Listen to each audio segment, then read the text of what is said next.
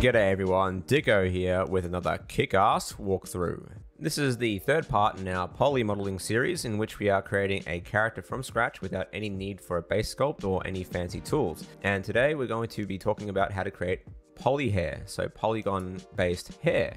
And we're going to approach this with a variety of methods to suit different kinds of hairstyles. As you can see here, we've got a little bit of a tight curl. We're also going to try making braids, wavy hair and loose curls, and of course ponytails. So the way that this video is structured is that I'm going to show you the method on how to create these different kinds of hair first, and then I'm going to finish this up with a time lapse of me creating the hair that you see here. So the Daenerys braided hairstyle that has been requested by one of my patrons.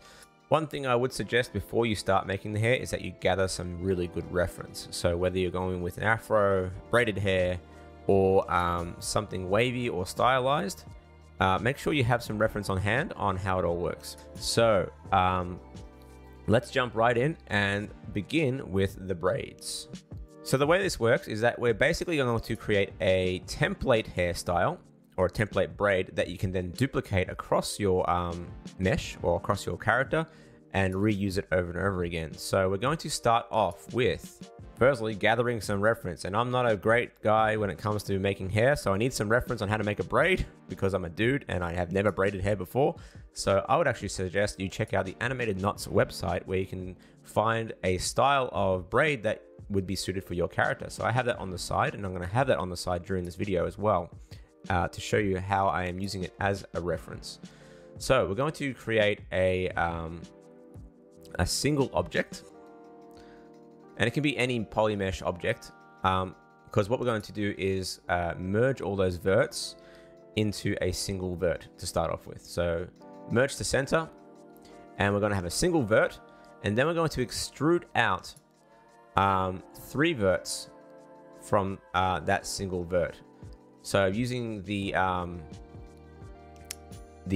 knot reference, I'm creating 3 verts and then extruding down to create what is essentially the 3 strands I'll need to create my braid. And from there on in, I'm using my reference to extrude out a pattern. And that pattern, in this case, is the 3-strand braid. And simple extrusion, just push E to extrude a single edge line, because what we're going to use is modifiers to create the thickness. So we just need a single edge line for this to make it work. So follow your reference, look at what you can find, and you want to create at least a single repetition of that braid or of that loop. So essentially what you want to have 3 verts that have a starting position and end position that are at the exact same point. So you can see here that I've made a very simple braid pattern, and then I've added a skin modifier. Now to reduce that scale of that skin modifier, we need to go into edit mode and push Control A and then just scroll down till you hit the right thickness you need. In order to make all 3 strands thicker, you need to select the top 3 verts and then mark them as a root, and that will allow them to have thickness. And then once you've done that, it's just a matter of just tweaking what you've got. So I'm going through and tweaking out the pattern to make sure it's sort of consistent and even across the whole thing. The one thing you want to make sure that when you are modifying this pattern is that you have the top verts and the bottom verts at the exact same point. Because what we're going to do is we're going to array this eventually, and we're going to merge those verts in the array. So we need to make sure that they are aligned perfectly on the top and the bottom. So when you're moving the bottom, make sure you're moving the top if you're offsetting them in any way. By adding a subdivision surface at the top of the modifier stack, we're actually subdividing our edges, and that will give us the smoother sort of arced pattern that we need for the braid to look natural. And then after that, we add a second subdivision modifier at the bottom of the stack to get a rounded braid on the circumference of the braid itself. Once we've done that, we're now ready to array the braid. So basically we're going to duplicate this over and over and over again using an array node. So again, add the array and place it at the top of your stack. And we're going to offset it. In my case, because I have made sure that all my offsets are frozen or applied, that I'm going to do it with relative offset, and I'm going to set the Z factor to -1. and you can see they sort of align perfectly. And then once you turn on merge, because the verts at the top and bottom of my braid are identical in terms of location, they will merge seamlessly.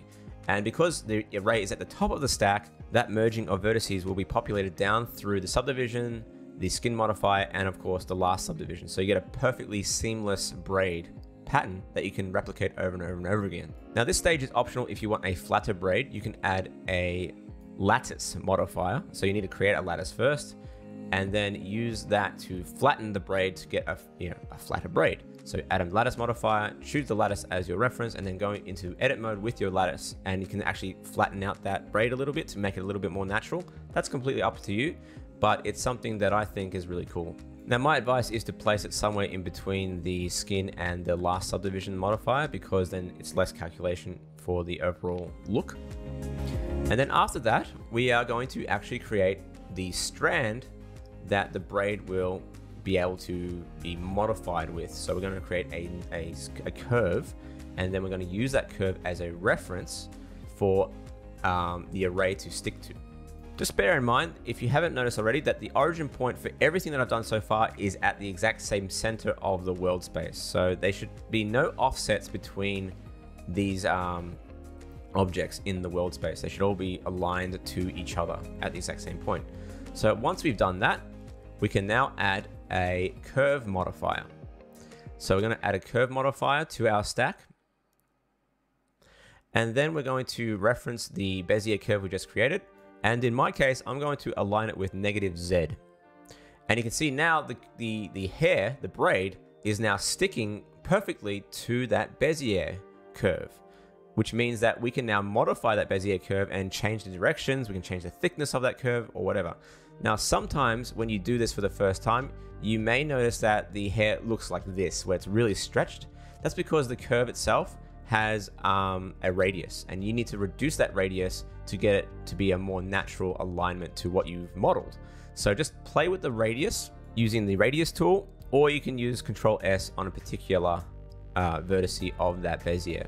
So that will allow you to have a tapered end as well. So keep that in mind. Now, to make the braid itself take on the length of the curve, you can either increase the amount of replications using the fixed length, or you can set it to align to the curve. That's up to you. Whatever works for you, try it out.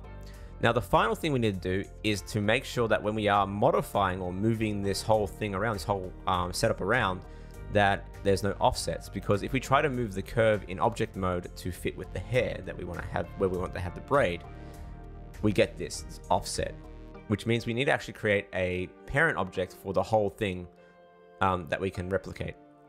So what we're going to do is create a null. And then with that null, we're going to parent all three things, the curve, the mesh, and the lattice to that null. So now we basically have a very basic rig to allow us to manipulate the whole setup as one.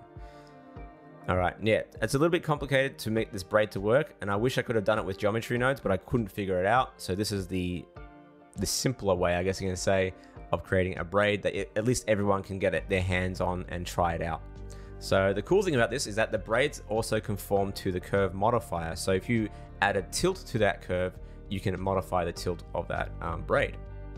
So another patron had requested to talk through how to create stuff like afros or tight curls. So this is very stylized. So what I want you to do is to activate the extra objects add-on for Blender. It's included in the software. And then we're going to create a round cube and give that round cube a value of 1. Keep the topology fairly simple. Don't go adding any extra subdivisions for now. And then just position it into place, which is appropriate for your character design. So I'm just being pretty general about this, but yeah, around there is pretty good for me. And then I'm going to subdivide that with a subdivision modifier a few times to make it smooth. And then of course, right click and shade smooth if you need to. Then we're just going to mold the basic geometry of the sphere to sort of fit the shape of the hair that I want. So in this case, a very simple afro. So I'm just going to modify it so it doesn't clip through the ears. And then I'm going to make a single extrusion down on one of the sides of the faces to create some very simple sideburns. So you can flatten that out and design it as any way you want, like this. And if you want to sharpen out those sideburns a little bit, you can increase the edge crease a little bit to make the subdivision modifier a bit sharper in those areas. So yeah, adding a few subdivisions here and there as I need to. So I'm not adding too much extra stuff here because it's actually quite a dense piece of geometry already with the subdivision modifier enabled. But eventually we're going to use that subdivision modifier to our advantage with the displacement. And the great thing about this method is that it's semi-procedural. So if you need to increase or decrease your poly count, you can do so by just upping or downing the subdivision value of that. So completely up to you in that regard.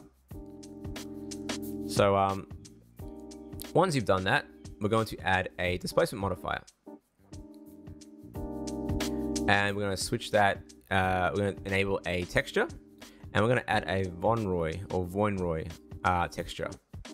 We're going to switch that intensity down in the modifier itself to a smaller number, and then just tweak the values to suit the style that you need. So in my case, I'm going to change the scale of the whole pattern first and play with the way that the patterning works in order to get the right sort of, I guess, the bumps I want in that stylized hair.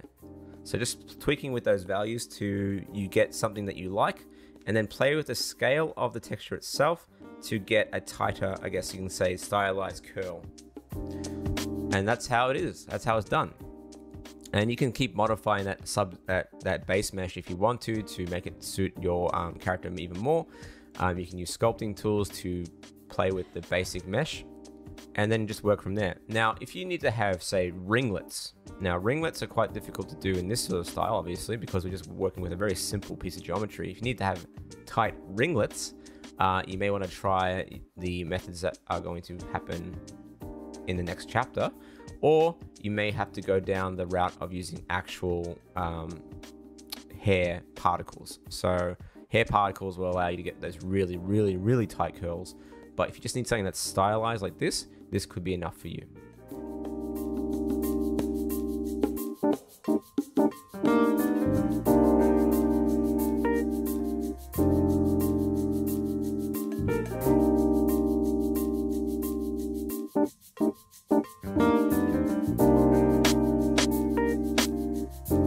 Okay, now moving on to probably one of the most basic methods for creating polygon hair in Blender is basically to create a curve. And we can give that thickness by increasing the bevel value. And that will just give you a pipe, right? But it's the start of what could be a detailed hair strand. So the cool thing about curves is that they can be twisted using the twist value. And they can be scaled at different points using the radius value. So you can actually change the thickness of the hair strand or thickness of the poly hair according to each point of your curve.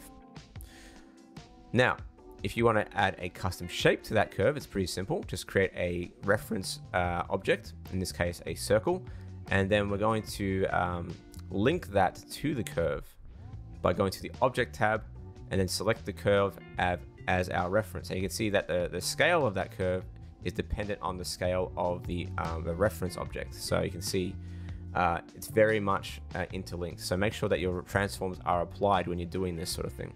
Now you can go ahead and increase or decrease the subdivisions of that curve using the resolution preview value for I think it's Z space. And if you want to have a custom profile for that hair strand, you can now go ahead and use that little circle and modify it in edit mode to get the strand pattern that you want. So if you want to have tight edges around that strand, you can see here we've basically got a ribbon at this point. Or you can add more detail to that curve and create some crazy patterns like this. And that profile will be populating to any curve that has this bevel as an operator, this bevel object as an operator. All right, cool. Now, of course, you can go ahead and add more subdivisions to your curve. You can add twists to that curve. You can change the obviously the shape of that curve to suit your design. So that's the cool thing about this method. It's very simple, very fast, but it does come with its I guess shortcomings, and that namely is when we go to duplicate our hair strands and we want to have different kinds of styles for our hair strands, or you want to make changes to multiple hair strands. So once you start to make say you don't like the original style that you had and you want to modify it and make a new profile, and you want to have multiple different styles of hair strands across your design. So I'm making a second profile here, and I'm applying it to my first hair strand here. But if I want to modify the other two to suit, I have to go through the settings of each individual hair strand to get the same profile. And if you have, say, 20, 30, or maybe even 100 different hair strands using these curves, it can be pretty time consuming. So we want to create an alternate method of doing this that doesn't rely on us having to go through every single hair strand individually to basically create consistency in our design. So we can do that using geometry nodes. I'm going to get into that in a moment. But if you just need to have simple, easy to use control and you don't want to get into the complexity of geometry nodes, this is the way to create hair strands without much issue.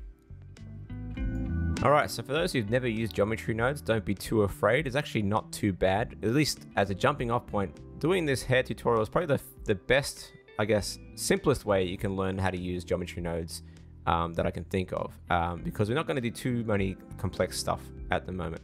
So the way that the geometry nodes works is very similar to the material node editor, where you have an input and then an output, and then once you get to the end of the output, that's what is represented in the viewport.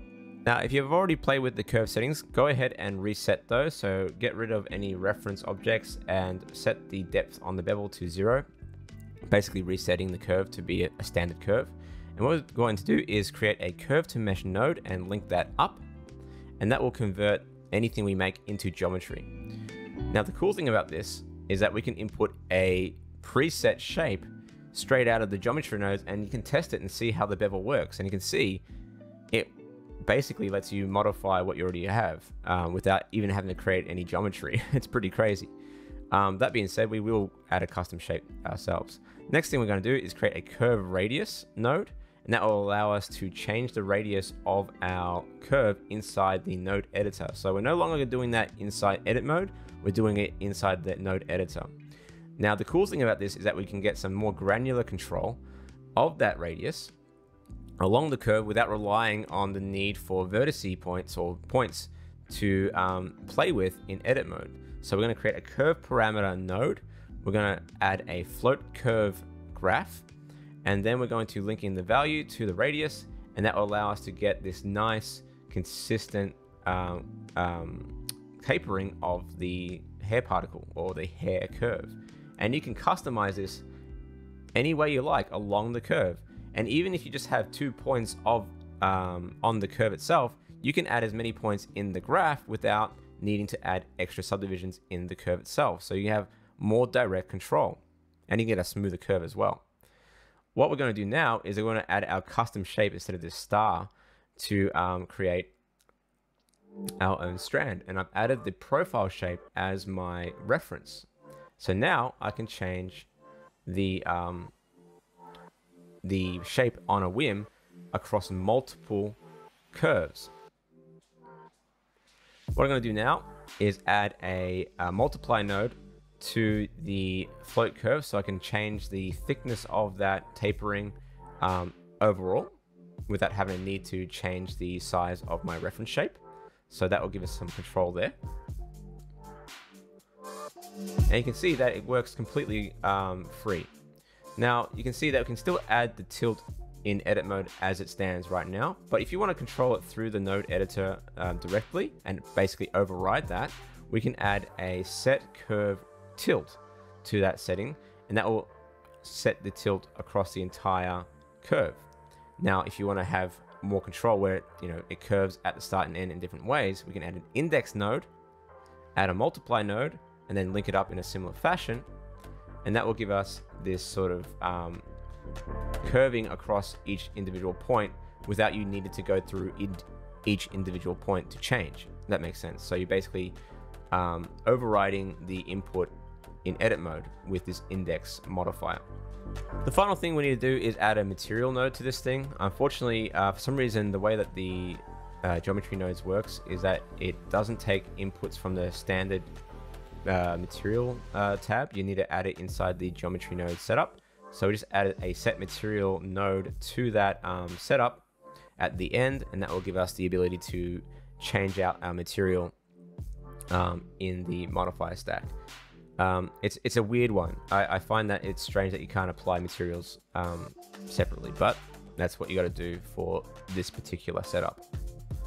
But you can see there, the material is working now, and we're good to go. Now, here's where the magic lies. If I want to change out that profile, all I got to do is re-click a different profile, and I'm good to go. And if I want to do it across multiple paths, I no longer have to do it individually. So I'm just resetting the curves of these other 3 curves to show you what I mean. All I got to do is add the same geometry nodes modifier to these different curves. And I'm going to do it in a really simple way. I'm going to activate the copy attributes add-on in Blender. Again, it's included in the software. You don't have to download anything. So just turn that on.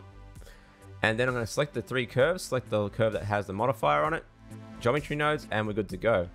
Now, if I want to change out the values of these things, it's all done through geometry nodes now. It's not done on an individual basis, it's done on a node basis, which means I can effectively modify every hair strand that has this geometry nodes modifier without having to go into each individual strand. And you can see here, I just changed the profile on a whim, and it's populated across to multiple curves. So much faster, so much easier than having to individually go to every single strand to change the properties. So there's an advantage there with using geometry nodes, and I think it's a good way of practicing how to use it. And I have never used geometry nodes before, and within a day or so I was able to figure this sort of stuff out pretty quickly. And you can add and modify this. You can look up even more complex different nodes to create really crazy stuff. And ultimately what I would love to create is a braid version of this. So basically create what I just did at the first start of this video with braids without having to actually model it. But that would be a lot more difficult. I'm not that smart yet when it comes to geometry nodes. But you can see the potential here of how this could all work. Now, if you want to have certain hair strands have different properties, all you got to do is create a duplicate of that node tree. As you can see here, I made a duplicate of the node tree, and I can tweak those values on a whim, which is really cool. So you can have multiple kinds of geometry nodes. You're not just going to be relying on one kind of node tree for all your hair. You can create different sets of node trees for different kinds of hair. So if you do want to try and make those ringlets inside geometry nodes, give it a go.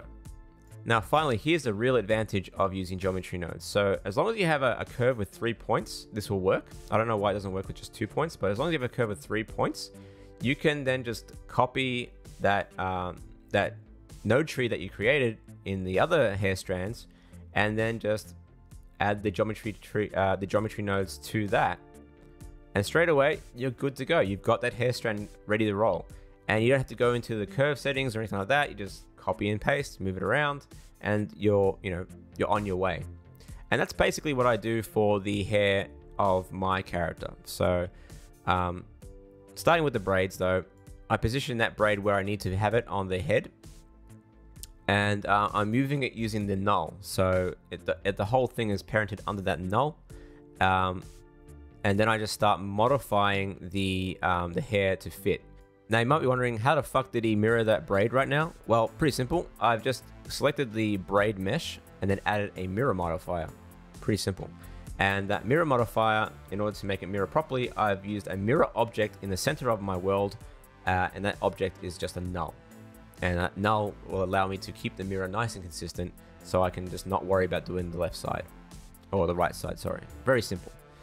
In order to make the array the way I want to, just tweak the array settings to make the length suit your hairstyle. If the array is too short, just extend the array or extend the curve. It depends on what kind of style you're going for, but that's basically it. And then I'm just using my reference for everything else. So I have a reference off screen where I'm just sort of tracing, I guess I wouldn't say tracing, but just using it as a guide to figure out where the braids will link using very basic primitives to create a hair tie. And then, as you can see here, I start to use geometry nodes to create ultimately the rest of the hair. So I create a bunch of geometry nodes groups with curves, and the rest is just all curves. That's it. I'm using a custom profile curve to get most of the style working, and in a very similar sort of node tree setup, I'm just tweaking what I've got. So the nice thing about using the geometry nodes input is that you do tend to get a smoother tilt as well, because you're not relying on just the points to get the tilt right. Gives me a more natural sort of gradation. I'm not sure why, it just does. But yeah, I think the geometry nodes, there's a lot of potential there when it comes to hair. And you can see here in the video that I've made at the moment, I'm kind of playing with geometry nodes to see what I can do and what I can't do. I can actually use a transform node to actually duplicate hair strands, which is really cool. And then you can relink it using a join geometry node. So you're basically creating offsets or a custom array without really arraying. You have a lot more control over the rotation, the location, and all that sort of stuff of the hair strands. So you can actually create duplicates using the transform node and then offset it and then join it back into the node tree using the join geometry node, which is really, really cool. So if you find that useful, give it a go. But as a basic tool, I generally just duplicate what I've got and then tweak the node tree attributes accordingly. So the rest of this video is pretty straightforward. I'm not trying anything else new. Everything I've talked about in terms of my method is pretty much shown in the previous, I guess, 4 examples that I've given. So whether I'm using regular curves, whether I'm using the array method, or whether I'm using geometry nodes. This particular model doesn't need a displacement, but you could actually add displacements to this if you wanted to. If you wanted to have a sort of almost like a dreadlocks, you can probably create dreadlocks using that sort of method with create a curve, and then you can give it some thickness, and then you can add a displacement modifier, and then use that Vonroy to create basically that pattern of the dreads. You can do something like that too. That would be pretty cool. So that's another method you can try out. Apart from that, just sit back, enjoy, and just watch me figure things out as I go along. And that's basically what I do with half the models I do. I don't have a specific rule book when it comes to hair. Everyone's hair is different. The best thing I can say is that if you don't know how hair works, is just try and find the best reference you can find. And I am horrible when it comes to hair. It's my weakness. My weakness is hair, especially the way that flows. The way it flows from the scalp is really difficult. So if you can find the best kind of reference you can gather, that's my biggest recommendation there. In terms of geometry, it's already quadded up, so you don't have to worry about it being like poorly designed. It doesn't turn it into a bunch of triangles or, you know, n-gons or whatever. So in terms of geometry, it's pretty clean. Very, very clean, in fact. So that's really easy to worry about. So it's not something that you have to even think about when you're doing this sort of stuff. So that's really cool. Apart from that, it's just, yeah, just work with what you've got, work with the curves, play with the patterns, and just get a style that you enjoy and something that you think is appealing. And that's about it, really. So just like my previous videos, I always talk about how it's the methods that you're going to use are completely dependent on your goals. So whether you use one of these methods or all of these methods or none of these methods is completely up to you. It really depends on your skill level, your patience, and what you want to achieve. So that's why I'm not going through every single step of me creating the hair now, because it's pretty straightforward. I'm literally just moving curves around and that's it. And then playing with geometry nodes to get those different thicknesses, all that sort of crap. So really simple, really straightforward things going forward from here on in. Okay, so here's some recommendations when it comes to finalizing the hair. All right, firstly, keep a backup of this version of the file. So before you apply all the curves as meshes and apply all the modifiers, make sure you keep a backup of this version. That way, if you need to make modifications in the future, whether it comes to rigging or animation, or if you want to change the hairstyle completely, you have those curves ready to go. Because eventually what you'll need to do in order to get this thing textured and rigged you will have to apply all the modifiers of this entire setup, especially with the braids. The braids are very much dependent on scale. So if you end up applying the scale and freezing transforms and doing all that sort of crap, it will destroy what you've built, basically. Like all the sizes will change and all that sort of thing. Same goes with the curves. So you want to make sure that you have a backup. And then once you're ready to move on to the next stage, whether it's texturing or rigging, that you apply the modifiers first and do that in a very considered fashion. So if you want to keep things relatively low poly, you may want to apply the modifiers for the subdivision modifiers last, or maybe apply, especially when it comes to the braids, the first couple of modifiers until you get to that subdivision surface, and then leave that last one as a modifier so you can turn it off and on to maintain the poly count. Up to you. Same thing goes with the curves. Play with the subdivisions of the curves out of the reference objects, that sort of thing. So in case you want to keep it relatively low poly, you want to at least have that as an option. But once you've applied all that stuff, applied all the modifiers and all that sort of stuff, you can then go ahead and start to texture and start to unwrap, UV unwrap, rig, whatever. But at this stage, it's not animation friendly yet. You need to at least do the hair first, and then apply the modifiers, apply the scale, apply transforms after that. Then you can rig it, then you can unwrap it, and all that sort of crap. So that's just something to keep in mind. And we'll talk about that maybe in the future if I ever get around to doing some more rigging videos, I don't know. But apart from that, just sit back, enjoy the rest of the video, and yeah, I'll leave it at that. See you at the end.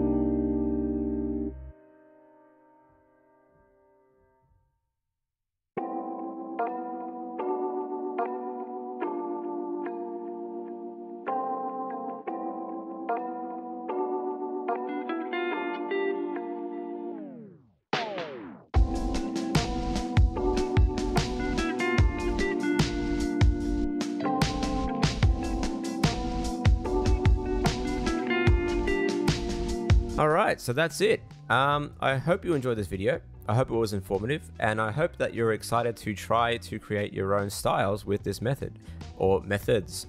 If you want to download the source files for this video, feel free to sign up for my Patreon, where you can download the full version of this video ad-free, and you can also get the source files for download. Along with that, as we get into 2022, I'll be posting some more experimental stuff, more works in progress, some progress on Black Curtain, all sorts of stuff like that.